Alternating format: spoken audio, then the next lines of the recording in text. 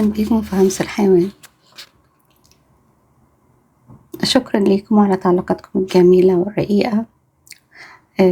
وأتمنى أكون عند حسن ظنكم دايما. النهاردة هنتكلم عن كائن جميل ورقيق وكلنا بنحبه. كتير من الناس بيحبوه، معرفش، مش هقدر أقول كلنا.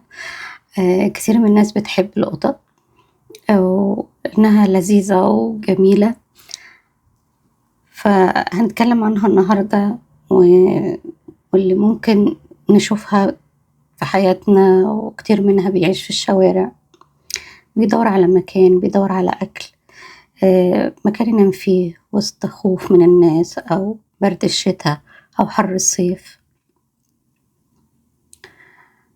نفسنا بجد يكون عندنا رحمة بالحيوانات اللي في الشارع، يعني نترأف عليها. يعني ربنا بيرحمنا، فليه إحنا ما نرحمش كائنات ربنا خلقها تكون ليها حق في الحياة تعيش؟ ليه ما نرحمهاش؟ ليه نضربها؟ ليه نتخانق معاها؟ ليه حتى ما نحط بس بلاش يا سيدي تجيبها عندك البيت ولا تربيها، أو بلاش تأذيها. حط لها أكل، حط لها مي، أبسط حاجة جدا، طبق فيه مي قدام بيتك، ولا هتروح لها ولا هتجيلها. حط طبق قدام بيتك فيه مية، دي أبسط حاجة. يمكن وفي لحظة وانت ماشي كده تلاقي قطة مش بتطلب حاجة، هي بتطلب بس ان احنا نرحمها، تطلب رحمة، تطلب ان احنا نسيبهم في حالهم، ما نأذهمش. قطط جميلة ما ملهاش اي ذنب. يعني يا ربي اقول ايه ذنبها؟ ان هي ربنا خلقها. بس الانسان مش بيرحم. ليه ما بنرحمش كائن ما بيعرفش يتكلم، ما يعرفش يقول لأ، ما يعرفش يقول جعان، ما يعرفش يقول عطشان؟ يعني ارحموا بجد. يعني الحيوانات اللي في الشارع دي جميلة ورقيقة، ده الواحد ما بيرضاش يدوس على حشرة في الشارع، لأن كل حاجة ربنا خلقها ليها فايدة. اوعى تفكر ان النملة دي اللي هي مثلا بتضايقنا في البيت او دي ملهاش فايدة. لا، ليها فايدة. انت تعرف فايدة النملة؟ النملة دي بالمشي بتاعها ده بتعمل حاجات، يعني فتح في الارض علشان تدخل هواء للزراعة بتاعتنا.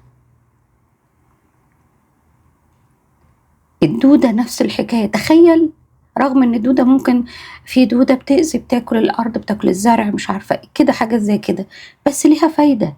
يعني كل حاجة ربنا خلقها ليها فايدة. اوعى تقول ان دي ملهاش فايدة. كل حاجة ربنا خلقها ليها فايدة. فلازم نرحم الحيوانات دي، شكلها جميل ورقيق، أمورة، لذيذة، أو استحالة تخربش ولا تعض، إلا زي ما بيقولوا القطة بتخربش عن نفسها، دي مقولة، بس لما حد يأذيها، لما حد يضايقها، لكن مش بتأذيه بس من غير سبب. تعالي يا دبوسة، تعالي.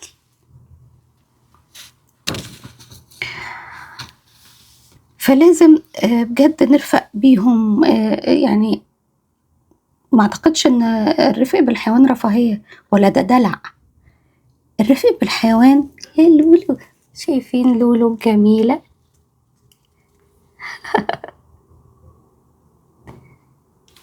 لولو.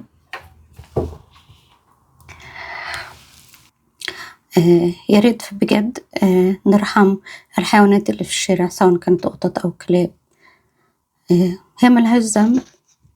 لو انت ما بتحبهمش، ما بقولكش لازم تحبهم، بس على الأقل بلاش نأذيهم. الأذى مش كويس. يعني الأذى أيا كان بتأذي، لو انت بتأذي إنسان أو بتأذي حيوان، الأذى نفس الأذى مش حلو. ليه نأذي؟ فدي كائنات ربنا خلقها علشان تعيش، من حقها. فاحنا سيبها، بلاش تحبها، بس سيبها في حالها، بلاش تأذيها. لو تقدر تساعدها، لو تقدر توديها ملجأ، لو تقدر في جمعيات بتاخد الحيوانات اللي في الشارع بتكفل بيهم بتربيهم، لو تقدر تعمل كده بلاش كل ده، سيبهم في حالهم، بلاش تأذيهم. هما ربنا هيرزقهم، لأن ربنا بيرزق النملة في الأكل، فهو ربنا هيرزقها بأكلها وشربها، فبلاش انت تأذيها. هي مش محتاجة أكتر من كده، إن أنت تسيبها في حالها، ترحمها. لو تقدر تساعدها أوكي، ما تقدرش تساعدها بلاش نأذي يا جماعة الحيوانات اللي في الشارع. كائنات ضعيفة، ما تقدرش تدافع عن نفسها، ما تقدرش تقولك لأ، ما تقدرش تقولك ما تعملش، ما تقدرش تقولك بتعمل كده ليه، بتعمل كده ليه فيا، أنا عملت إيه. انشروا الفيديو ده علشان احنا عايزين نعمل وعي يا جماعة. احنا مش القناة دي غرضي منها ان انا اعمل فيديوهات وخلاص وكلام من ده، لأ بجد. انا بحب الحيوانات جدا جدا جدا فوق ما تتخيلوا، فانا بعتبرهم ولادي بالظبط، قطط او كلاب، ايا كان نوع الحيوان. انا بحب جدا الحيوانات لانها كائن ضعيف، ما يقدرش يقول لك حاجه، ما يقدرش يتكلم عن نفسه، ما يقدرش يدافع عن نفسه، فانت سيبه في حاله. فلو انت بجد انشروا الفيديو، انشروا الوعي. احنا عايزين بيكم والقناه ان احنا ننشر الوعي ضد العنف، ضد الاذى. مش عايزين اذى يا جماعه، ولا عنف ضد الحيوانات ولا ضد البشر. يعني ليه العنف؟ ليه الأذى؟ ليه نأذي شخص أو نأذي حيوان؟ أو ليه الأذى أصلا؟